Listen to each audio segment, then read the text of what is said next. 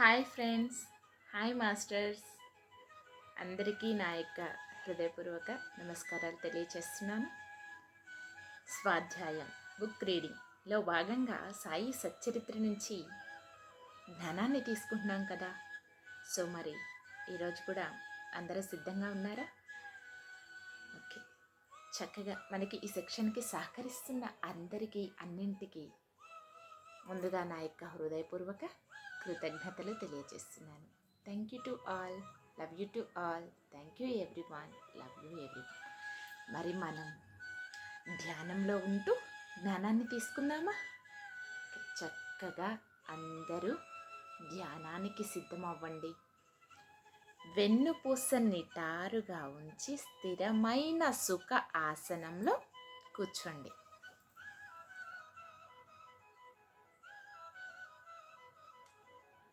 ఓకేనా? దీర్ఘ శ్వాసని తీసుకోండి.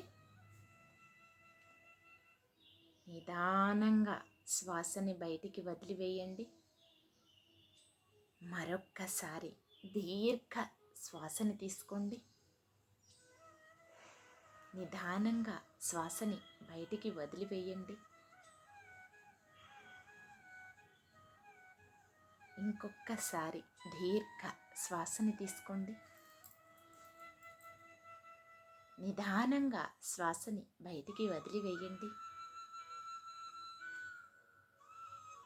సహజంగా జరిగే శ్వాసని గమనిస్తూ మీ అంతరంగంలోనికి ప్రయాణిస్తూ శ్వాసానుసంధానం, శ్వాసతో అనుసంధానం, అంతర ప్రయాణం చెయ్యండి.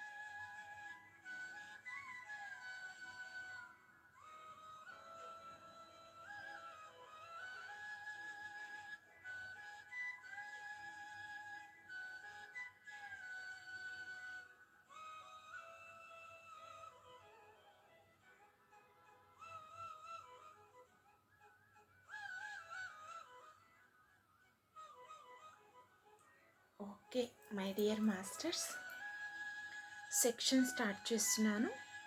అందరూ ధ్యాన స్థితిలోనే ఉండండి. చక్కగా అద్భుతమైన జ్ఞానాన్ని అందరూ రిసీవ్ చేసుకోండి. మీ చుట్టూ ఉన్న అద్భుతమైన ఎనర్జీస్ని కూడా స్వీకరిస్తూ ఈ జ్ఞానాన్ని తీసుకోవాల్సిందిగా మనస్ఫూర్తిగా కోరుకుంటున్నాను. ఓం శ్రీ సాయినాథాయ నమః. శ్రీ సాయి సచ్చరిత్రము 31వ అధ్యాయము. బాబా సమ్ముఖమున మరణించిన వారు సన్యాసి విజయానంద్, బాలారాం మాన్కర్, తాత్యాసాహెబ్ నూల్కర్, మేఘశ్యాముడు పులి. ఈ అధ్యాయములో బాబా సన్నిధిలో కొంతమందితో పాటు ఒక పులి కూడా మరణము పొందుటను గూర్చి హేమాత్ పంత్ వర్ణించుచున్నాడు. మరణకాలమున మనస్సు నందు ఉన్న కోరిక కానీ ఆలోచన కానీ ఆ వ్యక్తి భవిష్యత్తును నిర్ణయించును. భగవద్గీత 8వ అధ్యాయము 5-6 శ్లోకములలో శ్రీకృష్ణుడు ఇట్లు చెప్పి ఉన్నారు. ఎవరైతే వారి అంత్యదశయందు నన్ను జ్ఞప్తియందు ఉంచుకొందురో వారు నన్ను చేరెదరు. ఎవరైతే ఏదో మరొక దానిని ధ్యానించెదరో వారు దానినే పొందెదరు. అంత్యకాలమందు మనము మంచి ఆలోచనలే మనస్సునందు ఉంచుకొనవలెను అని ఉంచుకొనవలమను నిశ్చయము లేదు. అనేక మంది అనేక కారణాల వల్ల భయపడి అదిరిపోయెదరు. కావున అంత్య సమయమందు మనస్సును నిలకడగా మృత్యుదేవతకు ప్రీతి కలిగించే రామ విజయము చదివించెను. ఆ మరుసటి ఉదయము స్నానము మొదలుగునవి ఆచరించిన పిమ్మట విజయానందుడు భాగవతము లెండి తోటలో ఏకాంతమున చదువుటకు ప్రారంభించెను. 2 పారాయణములు చెయ్యగానే అలసిపోయెను. వాడాకు వచ్చి 2 దినములు ఉండెను. 3వ రోజు పకీరు బాబా తొడపై ప్రాణములు వదలెను. బాబా ఒక రోజంతయు శవమున్నటులే ఉంచుకొనెను. పిమ్మట పోలీసు వాండ్రు వచ్చి విచారణ జరిపి శవ సంస్కారముకు ఆజ్ఞనిచ్చిరి. యాదోచిత్తముగా శరీరమును తగిన స్థలమందు పూడ్చిరి. ఈ విధముగా బాబా ఆ సన్యాసికి సద్గతికి సహాయపడెను. బాలారాం మాన్కర్ అను గృహస్థుడు ఒకడు బాబా భక్తుడుగా నుండెను. అతని భార్య చనిపోయెను. అతడు విరక్తి చెంది కొడుకునకు గృహభారం అప్పగించి షిరిడీకి వచ్చి బాబాతో నుండెను. అతని భక్తికి బాబా మెచ్చుకొని అతనికి సద్గతి కలగచెయ్యవలనని ఈ దిగువ రీతిగా చేసెను. బాబా అతనికి 12 రూపాయలు ఇచ్చి సతారా జిల్లాలోని మచ్చింద్రఘట్లో నుండమనెను. బాబాను విడిచిపెట్టి మచ్చింద్రఘట్లో నుండుట అతనికి ఇష్టము లేకుండెను. కానీ ఇదే అతనికి మంచి మార్గమని బాబా ఒప్పించెను. అచట రోజుకు 3 సార్లు ధ్యానం చెయ్యమనెను. బాబా మాటల యందు నమ్మకముంచి మాన్కర్ మచ్చింద్రఘటమునకు వచ్చెను. అక్కడ చక్కని దృశ్యమైన శుభ్రమైన నీటిని, ఆరోగ్యకరమైన గాలిని, చుట్టుప్రక్కల గల ప్రకృతి సౌందర్యమును చూచి సంతసించెను. బాబా సెలవు ఇచ్చిన ప్రకారము మిక్కిలి తీవ్రముగా ధ్యానము చెయ్య మొదలీడెను. కొలది దినముల పిమ్మట ఒక దృశ్యమును కనెను. సాధారణముగా భక్తులు సమాధి స్థితి యందు దివ్యానుభవములను పొందెదరు. కానీ మాన్కర్ విషయంలో నట్లు కాక చైతన్యమునకు వచ్చిన పిమ్మట దివ్య దర్శనము లభించెను. అతనికి బాబా స్వయముగా కనిపించెను. మాన్కర్ బాబాను చూచుటయే కాక తన ఆ, నచుటకేల పంపితినని అడిగెను. బాబా ఇట్లు చెప్పెను, షిరిడీలో అనేక ఆలోచనలు నీ మనస్సులో లేచెను. నీ చెంచల మనస్కునకు నిలకడ కలగ చెయ్యవలనని ఇచటకు పంపితిని. నీవు పంచ ఇంద్రియములతో 3.5 మూరల మనిషిగా నన్ను భావించితివి. నేనెల్లప్పుడూ షిరిడీలోనే ఉండెదననుకుంటివి. ఇప్పుడు నీవిచట చూచిన నా రూపము షిరిడీలో చూచిన నా రూపముతో సమానముగా ఉన్నదో లేదో నిర్ధారింపుము. ఇందుకే నిన్నిచటికి పంపితిని.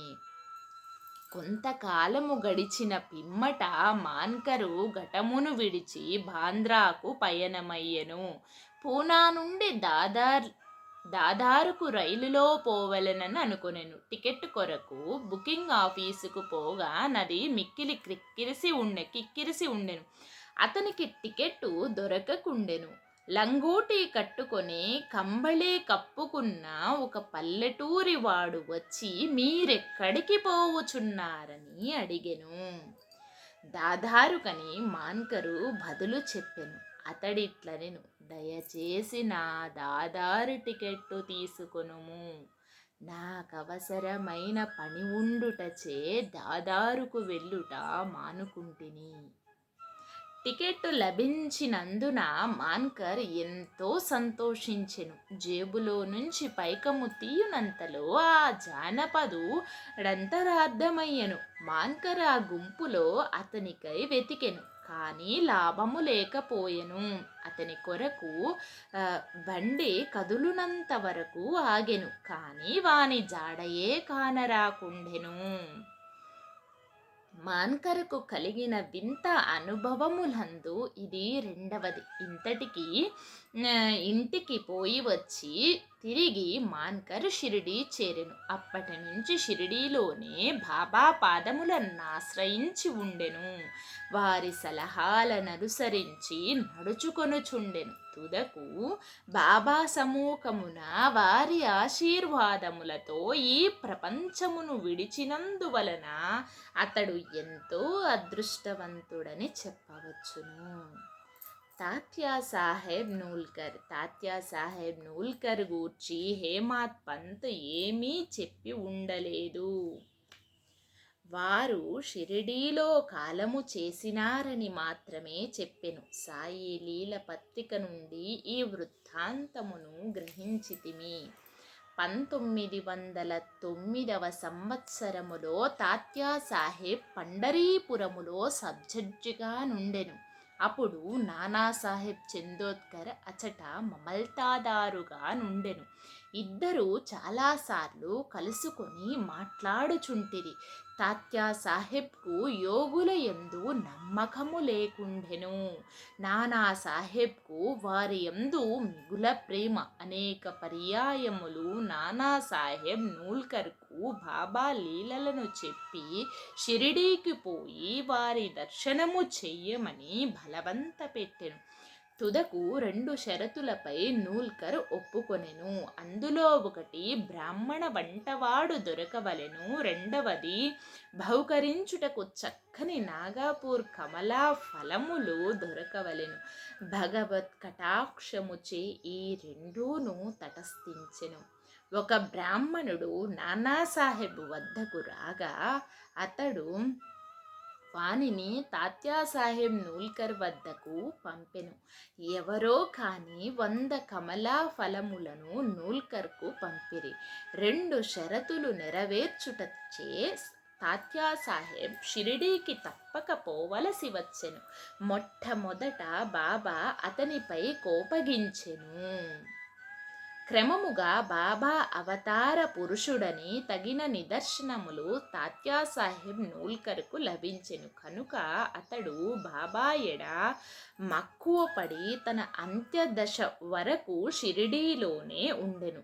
తన అంత్యదశలో మత గ్రంథముల పారాయణము వినెను. చివరి సమయములో బాబా పాదతీర్థము అతనికిచ్చిరి. అతని మరణవార్త విని బాబా ఇట్లనెను: అయ్యో తాత్య మనకంటే ముందే వెళ్ళిపోయెను, అతనికి పునర్జన్మము లేదు. మేఘాశ్యాముడు 28వ అధ్యాయములో మేఘుని కథ చెపితిమి. మేఘాశ్యాముడు మరణించగా గ్రామవాసులందరూ శవము వెంట వెళ్ళిరి. బాబా కూడా వెంబడించెను. బాబా అతని శవముపై పూలు చల్లెను. దహన సంస్కారమైన పిమ్మట బాబా కంట నీళ్లు కారెను. సాధారణ మానవుని వలె బాబా చింత విచారమగ్నుడైనట్లు కనపడెను. శవమంతయు పూలతో కప్పి దగ్గర బంధువు వలె ఏడ్చి బాబా మసీదుకు తిరిగి వచ్చెను. యోగులు అనేకులు భక్తులకు సద్గతినిచ్చుట విందుము. కానీ బాబా గొప్పతనం అమోఘమైనది. క్రూరమైన పులి కూడా వారి వలన సద్గతిని పొందెను. ఆ కథయే ఇప్పుడు చెప్పుదును. బాబా సమాధి చెందుటకు 7 రోజులు ముందు ఒక విచిత్రమైన సంగతి షిరిడీలో జరిగెను. ఒక నాటుబండి వచ్చి మసీదుకు ముందర ఆగెను. ఆ బండిపై ఇనుప గొలుసులతో కట్టి ఉంచిన పులి ఉండెను. దాని భయంకరమైన ముఖము వెనకకు తిరిగి ఉండెను. దాన్ని 3 దుర్వీషులు పెంచుచు ఊరూరా త్రిప్పి డబ్బు సంపాదించుకొనుచుంటిరి. అది వారి జీవనోపాధి. ఆ పులి ఏదో జబ్బుతో బాధపడుచుండెను అని అన్ని విధముల ఔషధములు వాడిరి. కానీ వారు ప్రయత్నములు నిష్ఫలమైనవి. బాబా కీర్తి విని వారు దానిని షిరిడీకి తీసుకొని వచ్చిరి. దానిని గొలుసులతో పట్టుకొని ద్వారము వద్ద నిలబెట్టి దుర్వీషుడు బాబా వద్దకు పోయి దాని యొక్క విషయమంతా బాబాకు చెప్పిరి. అది చూచుటకు భయంకరముగా నుండియు జబ్బుతో బాధపడుచుండెను. అందుచే అది మిగుల చికాకు పడుచుండెను. భయ ఆశ్చర్యములతో ప్రజలందరూ అప్పుడు దానిని బాబా ముందుకు తీసుకొని వెళ్ళిరి. బాబా కాంతికి తట్టుకొనలేక అది తలవాల్చెను. బాబా దాని వైపు చూడగా అది బాబా వైపు ప్రేమతో చూచెను. అది చూచి దుర్వీషులు అది బాబా వైపు ప్రేమతో వెంటనే తన తోకను నేలపై 3 సార్లు కొట్టి తెలివి తప్పి కింద పడి చచ్చెను. అది చచ్చుట చూచి దుర్వీషులు విరక్తి చెంది విచారములో మునిగిరి. కొంతసేపటికి వారికి తెలివి కలిగెను. ఆ జంతువు రోగముతో బాధపడుచు చచ్చుటకు సిద్ధముగా నుంటచే నది బాబా సమ్ముఖమున వారి పాదముల వద్ద ప్రాణములు గోల్పోవుట దాని పూర్వజన్మ పుణ్యమే అని భావించిరి. అది వారికి బాకీ పడి ఉండెను. దాని బాకీ తీరిన వెంటనే అది విమోచనము పొంది బాబా పాదముల చెంత ప్రాణములు విడిచినది. యోగుల పాదముల కడ వినమ్రులై ప్రాణములు విడుచువారు రక్షించబడుదురు. వారు ఎంతో పుణ్యము చెయ్యనిదే వారికి అట్టి సద్గతి ఎట్లు కలుగును? 31వ అధ్యాయము సంపూర్ణం. సద్గురు శ్రీ సాయినాథర్పణమస్తు. శుభం భవతు. ఓం శ్రీ సాయినాథాయ నమః. ఓకే మై డియర్ ఫ్రెండ్స్, ఇది ఈరోజు స్వాధ్యాయంలో భాగంగా సెక్షన్ కంప్లీట్ చేసుకుందాం. మరి మరొక సెక్షన్లో మరొక బాబా వారి లీలలు తెలుసుకునే ముందు, ఇంకో సెక్షన్లో కలుసుకునే ముందు, ఈ సెక్షన్ని క్లోజ్ చేసుకునే ముందు ఇంకొక నిమిషం పాటు చక్కగా తెలుసుకున్న జ్ఞానాన్నంతా మనలో నింపుకోవటం కోసం చివరి క్షణాలు ఎరుకతో చక్కగా ఎవరూ కళ్ళు తెరవకుండా అందరూ కళ్ళు మూసుకొని ధ్యానం కంటిన్యూ చేయవలసిందిగా కోరుకుంటున్నాను.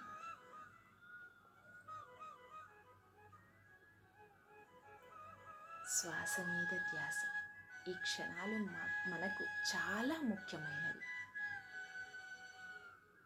చాలా చక్కటి కథలు తెలుసుకున్నాం ఇవాళ. బాబా వారి సముఖంలో వారు ఏ విధంగా ఈ శరీరాన్ని వదిలి వెళ్ళారు అన్న దాని గురించి చక్కగా తెలుసుకున్నాం. చాలా బాగున్నాయి. దాని నుంచి మనం ఏం జ్ఞానం తీసుకోవాలి అన్నది ధ్యానంలో ఉంటూ తెలుసుకుందాం.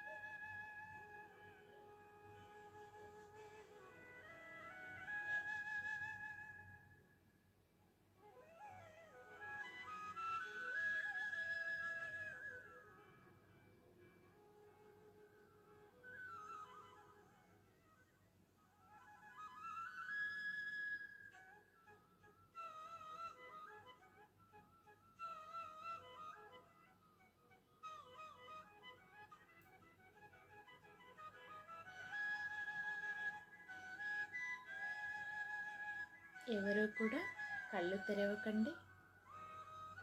శ్వాస మీద ధ్యాస.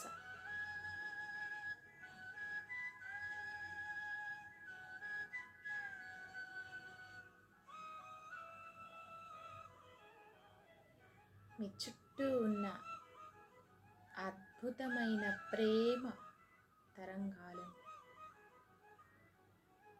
స్వీకరించండి.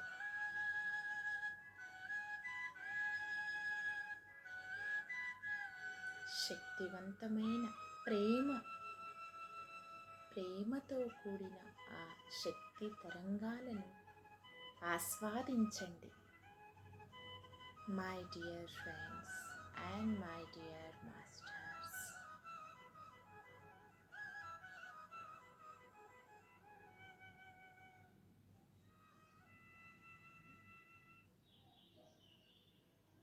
బాబావారి అమృతమైన ప్రేమ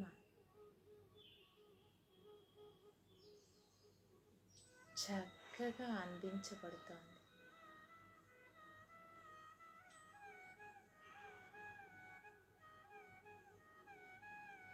ఎరుకతో ఆ ప్రేమ తరంగాలను స్వీకరించండి.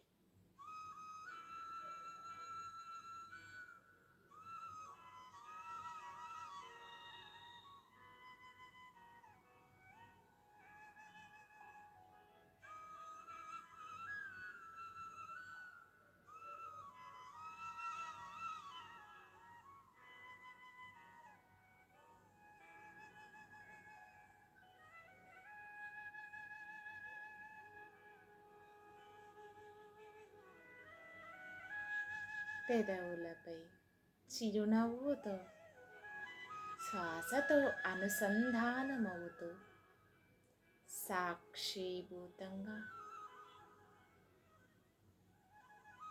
గమనిస్తూ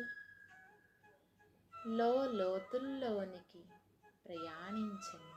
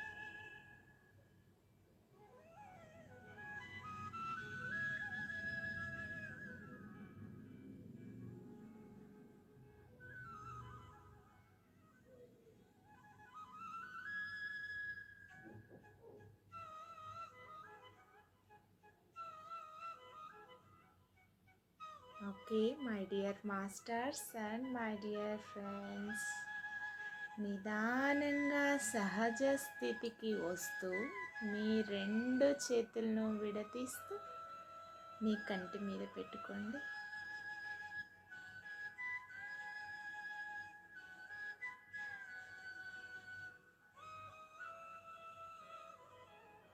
ఫైవ్, 4, 3, 2, 1, 0. మీ రెండు చేతులు మీ కంటికి ఎదురుగా పెట్టుకొని నిదానంగా కళ్ళను ఓపెన్ చేయండి. ధ్యానం కంటిన్యూ చేసేవాళ్ళు చక్కగా కంటిన్యూ చేయండి. ఓకే, చాలా మంచి అద్భుతమైన శక్తిని ఈరోజు తీసుకోగలిగా. మరి మీకు ఎలా అనిపించింది? మీరు ఎలా గమనించగలిగారు? మీ అనుభవాలు ఏంటో నాతో షేర్ చేసుకోండి. మరి ఇప్పటి వరకు సహకరించిన అందరికీ అన్నింటికీ నా యొక్క హృదయపూర్వక కృతజ్ఞతలు తెలియజేస్తున్నాను. Thank you to all, love you to all, thank you universe, love you universe, thank you everyone, love you everyone, thank you, thank you, thank you, thank you, thank you, thank you. మరొక సెక్షన్లో కలుసుకుందాం. Bye. Survey జనా సుఖినో భవంతు.